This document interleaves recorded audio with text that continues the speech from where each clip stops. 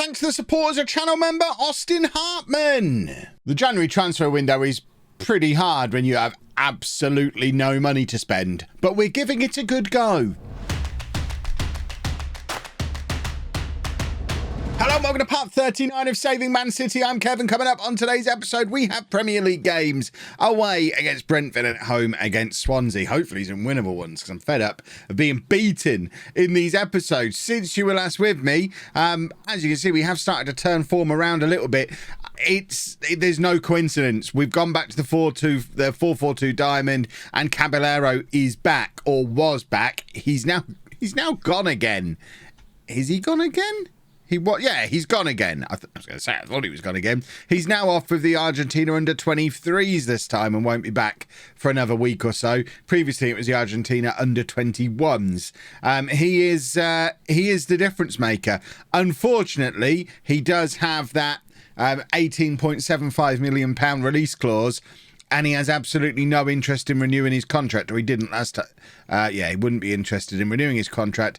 He'd require our squad to be significantly improved before he considers extending his stay. So there's no way to get the release clause taken away, which is not ideal. We're trying to do transfers. We've had another one of those big chunks of money put in, by the way. Where is it? It was around, there you go, £90 million investment from a board that decided they weren't going to do any more investments. Look, he withdrew his funding there, and then 4 months later gave us 90 million. What a man Daniel Gill is. What a man. But we still have no money. That was just enough to make sure we don't fail FFP. But transfer budget is pretty much zero. We've only on 15% retained transfer revenue, and we're close to maxing out on our wage budget. We are still amongst the lowest in the league for that kind of stuff. If we have a look at, it's in here, isn't it? Team detailed, and then go down to salary spend, you can see there's only Swansea spending less money than us on salaries. Our total salary bill is 32 million. Crystal Palace, who are in fact, should we flip this around? We can't flip it around the other way. Crystal Palace, who are one above us, are spending 55 million. That's close to double what we're spending. And if you look at some of these teams, we're not, money-wise, we're not competing at all. But we are scratching around trying to do what we can do. So we've loaned out Romain Mundle. He's gone on loan to Sunderland. They do have an optional future fee. They wouldn't agree to a mandatory one, but an optional £4.5 million future fee, and they're paying all of his wages. We also sold Harry Lewis for £1.4 million. He's gone to Norwich, and obviously they're covering all his wages. So that's about £50,000 a week off the wage budget, which is handy. So we've gone out and got Warren Bondo on loan until the end of the season from Porto, and we did have to do a mandatory future fee, but it's a relatively low one. So we're not. So we're only paying 14.75k a week at the moment for his salary, and then he joins us in the summer permanently for £2.7 million. So we've got rid of Mundle, brought in a proper central midfielder, which to me indicates that we really are committed to doing this diamond long term, unless Caballero leaves, because without Caballero we have to play Ricky J. Jones up front in the Premier League, which is what we're going to be doing today.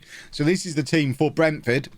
It's Stolazic in goal, a back four of Norrington Davies and Bete, Hyam and back, Aiden at the base of the midfield, Bondo and Deli Bashiru ahead of him, with Farias in behind Jones and Delap. Delap is scoring goals and looking good. The double advanced forwards that we've been doing for a little while, because we were originally playing Liam Delap as a pressing forward in this system, but since switching to double advanced forwards with Delap and Caballero, Delap seems to have had a new lease of life as a Premier League striker. Maybe all these years he should have been playing as an advanced forward after all. Who knows? People have been telling me for ages that pressing forwards don't really work in Football Manager 2023. My argument has always been, well, Liam Delap's scored over 100 goals, so, you know, probably works a bit, doesn't it? But advanced forward seems to be working even better. And in fact, if Delap maintains his current rate of goal scoring and scores like 20 goals this year, 20 goals next year, he will end up as Manchester City's all-time leading goal scorer. I think Sergio Aguero's record was 185, 186 when I had a look at it. And Delap is currently on about 120, 130. So Delap is closing in, still only 24 years old, and this isn't a Manchester City team who are looking like being back in the top 6 anytime soon. So Delap is likely to be a key player for at least a few more years.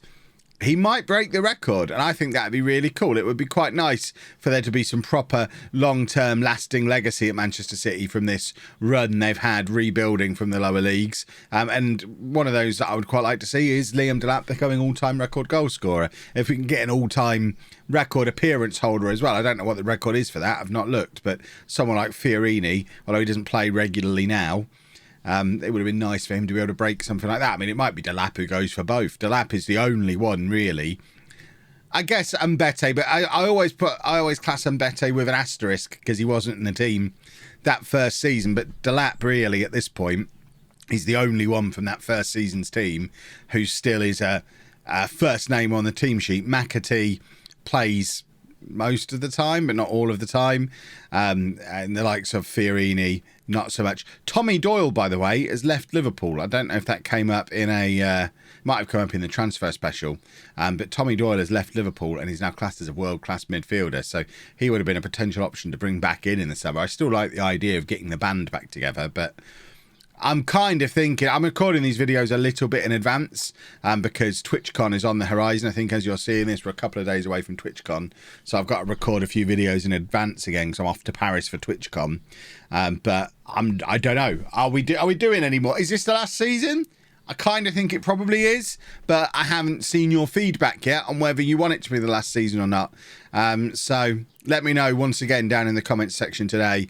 I'm going to be making a decision on that when I get back from TwitchCon, whether or not we do another season or two of this and let things like Delap breaking the record happen and that kind of thing, or whether we just move on to something new at that point. Certainly, the fact that anything we start now, we could potentially continue in FM24, thanks to that new save game compatibility thing that was announced last week for you, yesterday for me as I record this, that does make the idea of starting a longer term save now more realistic than it's been previously. Usually you get to July and you're like, well, I can't really start a save now. We've only got a couple of months to the new game. Whereas potentially we could do something and roll it on. We've just scored a goal and I hadn't paused. I mean, come on now. Have you made a YouTube video before? Let's have a look at the replay. So Aiden with the in-swinger, and it's Hyam there with the header. Now we're going to pause and do substitutions, which I thought I'd done the first time, but apparently I didn't. McAtee is going to come on and play up front. We really do struggle when we don't have Caballero. We're a different team without Caballero. Hopefully we have him back for the second match today. If we don't, I think we probably have to switch to the 4-3-3 and just... It's time to maybe acknowledge that without Caballero, we do a 4-3-3. We do the diamond when he's here because it suits him and Delap to play together in that system. I think that's probably where we're at with that. Final change. Let's bring Kazengilov on to play centre back. He's 6'6". I don't know if I've mentioned that previously. I'd quite like an equaliser here. We're demanding more, but we've got McAtee and Jones up front, and Fiorini in behind. It's not exactly a team that's got goals written all over it. Jones has traditionally played out wide. McAtee and Fiorini, of course, deeper than they are in this system. So even Deli Bashiru playing as the Mazzala would normally be playing deeper in the system. But McAtee has gone around the goalkeeper and applied the finish. Is the ref going to give it? He's got his finger in his ear. Oh, come on, ref. We deserve it. We're down to the bare bones, and the goal has been awarded. After saying that we were never going to grab a goal with this lineup, it's actually the players I was criticising who combined. It was Fiorini into Deli Bashiru. McAtee does really well to round the goalkeeper. We'll drop back down to a positive mentality. We'll be very, very happy with a draw here today. Puts us up to 11th in the league. We're still only just over the halfway point of the season. We've got 29 points. There's no fear of us getting relegated, I don't think. But mid-table obscurity, we're very happy with that. And hopefully we now have Caballero back for the Swansea game, because I want you to keep seeing how good he is. He's really good. I like him a lot. Well, lucky for us, the Argentina under-23s are doing really well in the Olympics qualifiers. So Caballero's away for another couple of weeks, it looks like. So we are switching back to the 4-3-3. I just don't think we can play someone who's not a striker as a striker in the Premier League, especially such a big match in the Premier League. Swansea, rock bottom. We should win. Let's go win. We've got Stolazic in goal, a back four of De Gasperi, Kenzegulov, Akamea and back, Aiden, Delibashiro and McAtee in midfield, then Suleimana on the left, Bondo on the right and Delap up front. Bondo, not only a proper central midfielder, also pretty useful as an actual right winger as well, which is an area we've struggled for players for recently. So very handy there. And of course it does also give us the chance to play Suleimana, who I have promised more football to, and I think we probably do have to make a decision before this January is up about whether we're going to keep him or not, because if we're not going to play with wingers, we either have to play him up front or play him in behind the strikers. Neither of them are ideal, so we should probably just sell him before he gets all grumpy and forces it through himself anyway. But whether or not we'd be able to sell him only a few months after signing him is another question. It's one of those unfortunate situations where, because we could only bring one winger in, he's good, but he really needed an identical twin to come in at the same time and have one on each wing, and unfortunately not the case, so we've had to change the system. We've got the potential for a counter-attack here. Fantastic piece of defending and goalkeeping. Stolazic involved there, and Liam Delap with his 14th goal of the season. It's a lovely finish. We've just seen individual brilliance at both ends of the pitch. Fantastic double save from Stolazic, and then lovely finish from Delap off the back of the counter-attack from the same move. Deli Bashiro is another one of those strange situations where he's become more of a key player this year in the Premier League than he was last year in the Championship. Very much a fringe player in the Championship, but it's always the way. Some players make the step up successfully, some struggle. And of all those midfielders that we had last year, the one that seems to have taken to the Premier League most easily is Deli Bashiru. So he's playing a lot of football now. And as you saw there, lovely involvement in that goal, puts us 1-0 up, and a win here. I'm not going to say it makes us safe. It's still only January and we're a team who are supposed to be in a relegation battle, but a win here goes an awful long way. I think this would put us to 32 points with still, 14 games left to play. At that point, I think you start looking up at European qualification spots rather than worrying about survival. We've won a penalty here as well. It's going to be Delap looking for goal number 15. Only 15 minutes in as well. Can Delap make it 2-0? Of course he can. What a penalty from Liam Delap. He just hits them very hard, and he moves 2 steps, I guess, closer to Sergio Aguero's club goal scoring record. If this is the final season, I don't think we're going to see him break it. How many is he actually on? So he got 3 for Galatasaray, so that puts him to 125 now for Man City. So unless he gets another 60 goals this season, we're going to need to go for a couple more years to see Liam Delap break the record. We will, of course, do a 5 years in the future, so I'm sure he'll probably break it anyway, unless the AI break him, which is always something you have to be wary of in Football Manager. When you move on, the AI don't necessarily have the same ideas as you, as the human player, but we'll worry about that if and when it happens. For now, we've had a corner. Swansea have cleared it, but we want it back immediately and started pushing back at them. They're interesting to see they're lining up with the diamond as well. It seems like the diamond is quite a fashionable system to use this season. Everyone's seen the success we had with it when Caballero was around and has decided they're going to mimic us.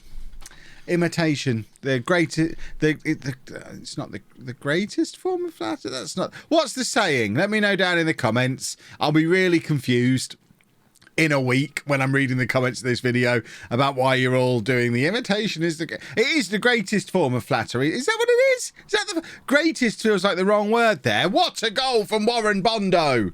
Oh my word! He's going to be a bargain at £2.7 million. That is a lovely finish. He's got the flexibility to fit nicely into both of these systems that we play, and it seems like he's got a shot on him as well. Cross comes in from De Gasperi. Lovely first time hit from Bondo on the volley. Makes it 3-0, and we are lurking just outside those European qualification spots. There is a 7-point gap between us and Leeds. It seems like there's a top 7 that are pretty decent. Weirdly, Wolves and Leeds are both in that top 7. Strange things happen when you take a team like Manchester City out of the Premier League for 5 years and someone has to take their spot in the top 6. It looks like Wolves and Leeds are the 2 teams who have tried their hardest to take that spot, and James McAtee is in a 7th goal of the season now for him. He's having a better goal scoring year for us in the Premier League than he had in the Championship. Very similar situation to Dele Bashiru. Looks better at this level than he did at the level below. Some players are just suited to the Premier League, and I think Delap, Dele Bashiru, McAtee, these are all players who very much fit into that category. They are players that are suited to the Premier League. Talking of our young players and the Premier League, Jan Couto, remember him? The right back that we had back in season 1, who we had to sell in the January because he was costing us £1 million every 10 appearances, so we had to move him on before we paid another £1 million.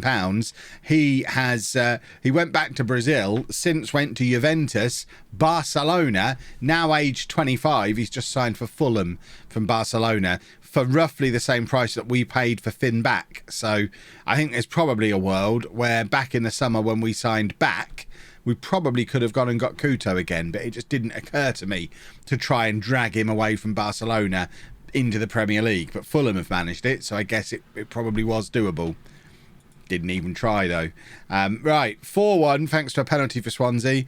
And we're just going to make a couple of changes here. Patino is going to come on at the base of the midfield, and we'll take off Suleimana. Ricky J. Jones can go out there. Bondo can come off as well for Farias. Nice, easy changes. I mean, we've won comfortably. Not quite as comfortably as the 9-0 that you might have noticed on the schedule that we randomly had in the middle of that little run of good form. Yeah, we won a game 9-0. Of course we did.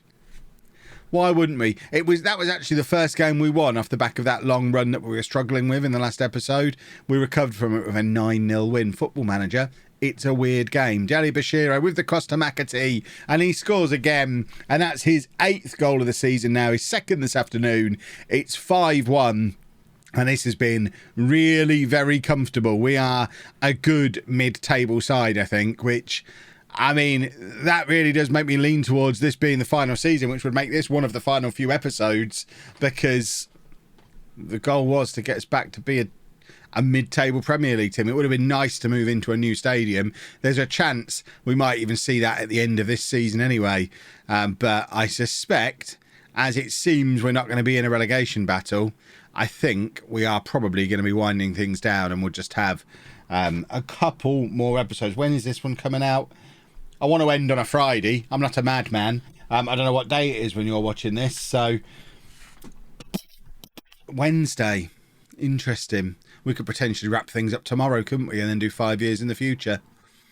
It's difficult without knowing what your thoughts are, but that seems like a logical way to do things. Am I going to be logical? I might be logical. Can we do another goal, please? We're going to make some more substitutions. We're going to take off Finn Back, who is tiring. Britain can come on for him. And then Mbete is going to come on at the back as well, just for our final couple of changes. I think we should probably drop some praise today. We've played very well. Bearing in mind we've not played this system for a little while. I know we played it for a long time, and a lot of these players have been here a while, so most of them are pretty used to playing in this style. And Swansea are a team who aren't very good. They came up with us last year. They are really struggling in the Premier League. They've got the odd decent goal in them, as you can see. But when we're playing against opposition we're better than, this system really does dominate. I think the diamond is probably more advantageous when we're playing against teams who are better than us. And that might be how we need to judge it. At the moment, we judge it based on, is Caballero available or not? If he is, we play the diamond because that suits him. If he's not, I think we probably need to play this.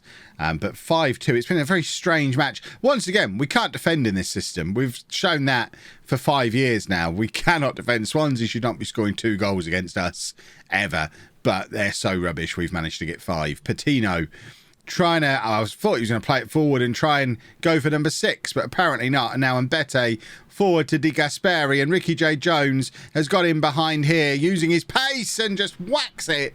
And unfortunately, it's gone very high, very wide. He got a little bit over exuberant with that, but we have picked up the 5-2 win. And I think we're just going to rush forward to the end of the season now, unless something significant happens. This might be near the end. We might even qualify for Europe, yeah? Guarantee now, tomorrow, the thumbnail will be, we've got into administration. It will finally happen, and then we'll do 3 more years to get out of it.